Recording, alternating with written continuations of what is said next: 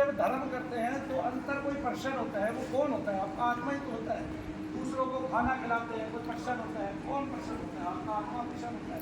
तब इस प्रकार से जो हम साधना कराते हैं वो हमारी दीक्षा ऐसी दीक्षा नहीं है कि हम आपको पल्ले से बांध करें।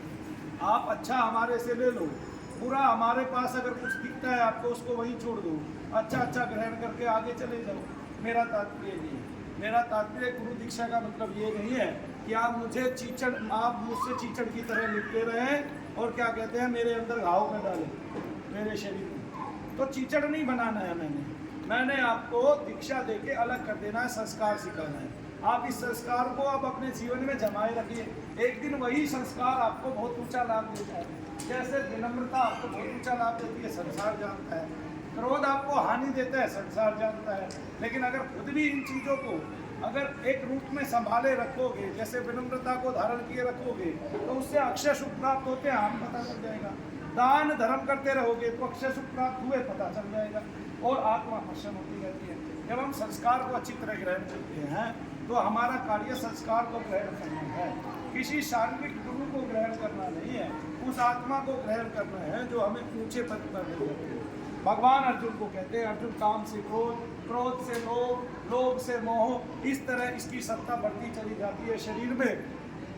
और जब वो सत्ताएं शरीर में उपस्थित हो जाती है तब हमारे भार बढ़ जाते हैं, हमें अहंकार हो जाता है, हमारे कष्ट बढ़ जाते हैं। तब भगवान अर्जुन को यही समझाते हैं कि सबसे पहले काम का ही त्याग कर दो, ऐसे कर्म का त्याग कर दो जो आपके अपने लिए आप करते हैं, तब सबके लिए करें, ऐसा है। हाँ, लेकिन वो एक समय आता है जब सबके लिए हमें करना पड़ता है। लेकिन उससे पहले सबके लिए करने से पहले हमें ऐसी दक्षता ग्रहण करनी पड़ती है क्योंकि पहले अपने लिए करते हैं, पहले अपने को संसार के सामने उजागर करते हैं। और जब अपने को संसार के सामने उजागर नहीं किया तो सबके लिए कैसे करोगे? तो महत्वपूर्ण बात क्या है कि पहले अपने को ठीक करना है, पहले अपने चरित्र का बदलाव करना है, अपने संस्कारों का बदलाव करना है।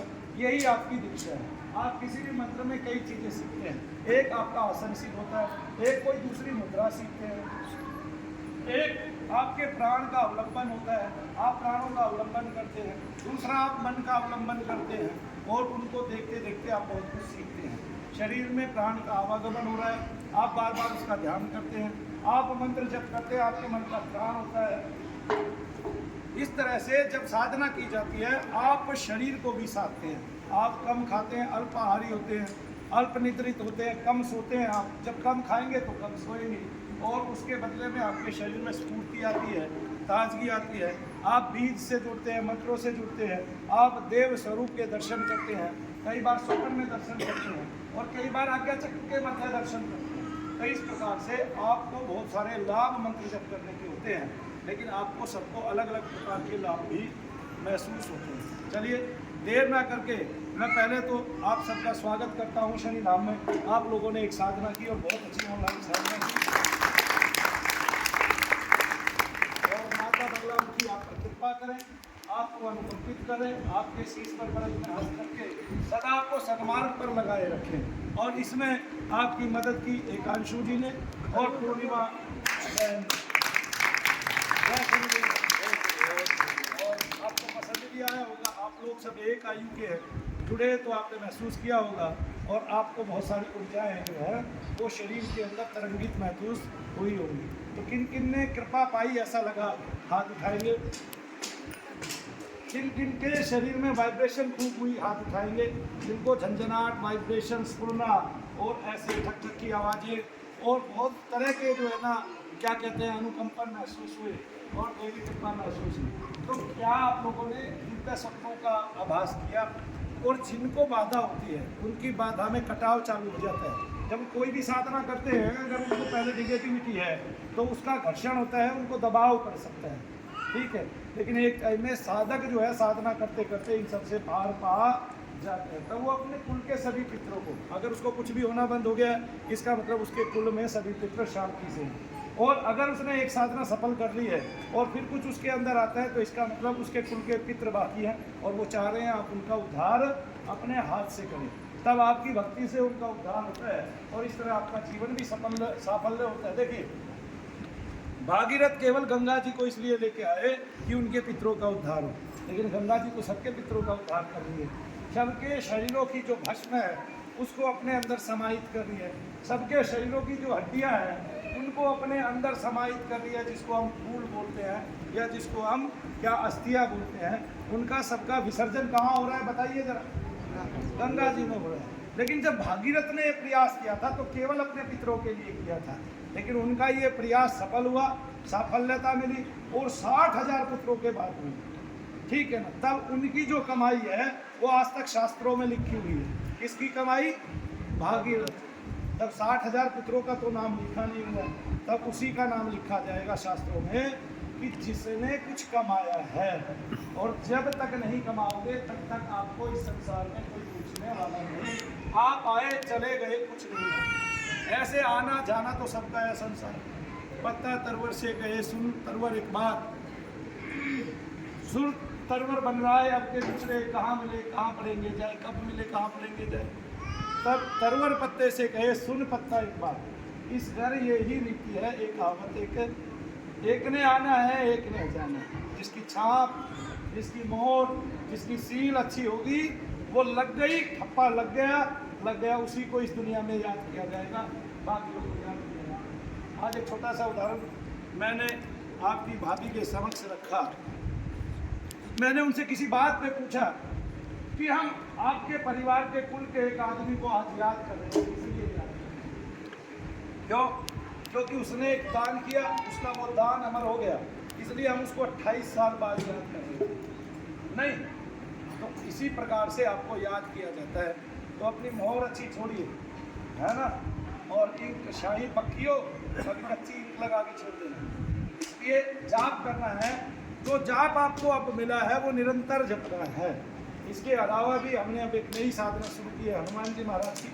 हमारे ये अगर 3 मंत्र पक्के हो गए तो निगेटिविटी, मुझे नहीं लगता कभी आप जो है निगेटिविटी से डरोगे, उसको दूसरे के शरीर से नहीं निकाल पाओगे या अपने घर से नहीं निकाल पाओगे। तब आप पितृदोष, प्रेत दोष और इस प्रकार के जितने भी दोष हैं सबको सिमटा कर रहोगे। लेकिन अभ्यास जरूर करना है, करत करत अभ्यास के जड़मति होत सो जान। क्योंकि जो आपका अभ्यास है वही आपकी सिद्धि है। आप ये सोचोगे देवता आपके बराबर में आगे खड़ा हो जाएगा किंकरवत, वो केवल आपको दर्शन देने बीच बीच में आएगा और आप बधाई के पात्र होंगे उसकी तरफ से।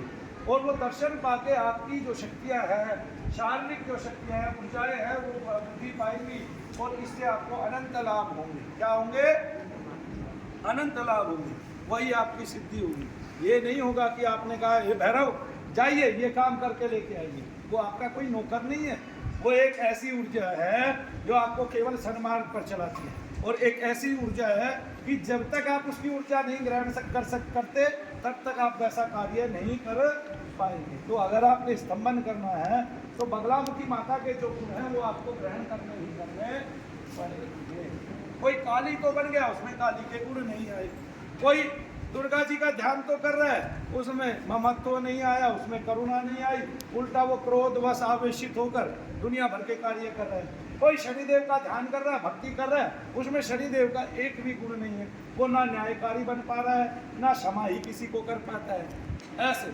और अगर कोई हनुमान जी का भक्त है, ठीक है, तो उसका मतलब ये नहीं है क्रोध। हनुमान जी को तो क्रोध आता ही नहीं था कभी। और ये मूर्खानंदों की बात है कि हनुमान जी को क्रोध आता था और वो आवेशित रहते थे। कहीं हनुमान जी को तो याद हो दिलाना पड़ता था, भगवान आप कुछ कर सकते हैं, करिए ना। नहीं समझा, कभी क्रोध आया ही नहीं। और आज क्या है कि कोई हनुमान जी को पूछता है, वो पहले तो मुंह फुला लेता है ऐसे करके,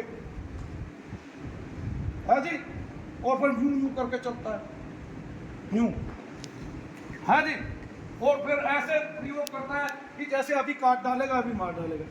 तो भाई तू रावण की लंका में आया है क्या, बाग उजाड़ रहे हैं क्या? ऐसे तो ऐसी तो मनु भैया की नीति नहीं है कि कोई व्यक्ति जो है इस प्रकार से करे, और मेरा साधक तो खास करना करे। क्योंकि मैं इतने सालों से शनिदेव की भक्ति करता आ रहा था, बहुत बार शनिदेव महाराज के दर्शन किए, बहुत सारी स्तुतियाँ लिखी, लेकिन कभी शनिदेव महाराज अंदर नहीं आए। ठीक है, आपको देवता के गुण मिलते हैं प्रसाद रूप, वो गुण आपको आपके उच्च व्यक्तित्व का परिचय है। नहीं समझे?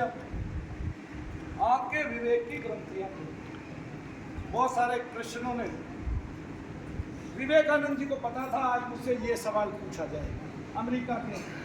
तो बहुत सारे क्रिश्चियनों में से एक माता उठ के आई और उन्होंने कहा आपके यहाँ तो मूर्ति पूजा होती है, जो आपके यहाँ के लोगों की असफलता का राज है।